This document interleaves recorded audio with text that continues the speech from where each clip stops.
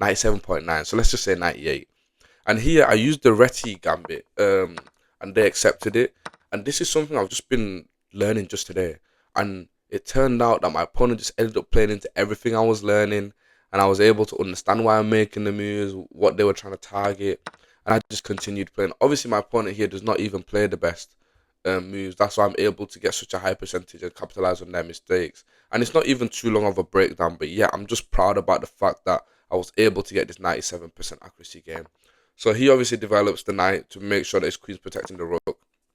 I castle, and then he attacks my queen. But then obviously I can give a check, and then he goes back. And then I'm just focusing on development. Obviously, he wants me to develop my knight the other way, but it's not really all that important because I still won the game. So I continue developing my pieces. I trade there because obviously a knight for a bishop, always worth it. He takes and I take that pawn. So now I'm up 2 points of material.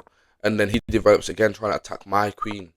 I move back again. The reason why I didn't move where the computer was telling me was because I was thinking, oh, he could simply just push the e6 pawn to e5 and my queen would have to move again. But then I could have taken the knight. Wow.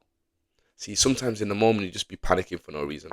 But either way, he goes there trying to attack my bishop. But for some reason, he's hung his knight by doing that. So I take it. It's mine. Give me that. And then I just continue developing as normal. And this moment here was basically game over because I've got two rooks and a bishop. He's only got one rook and some pawns. And he continued going for some reason, which is fair play to him. But eventually, once we started advancing our pieces, there was just no chance for our opponent to really do anything. And he later does resign when I obviously take that pawn. So I guess that pawn was just the final straw.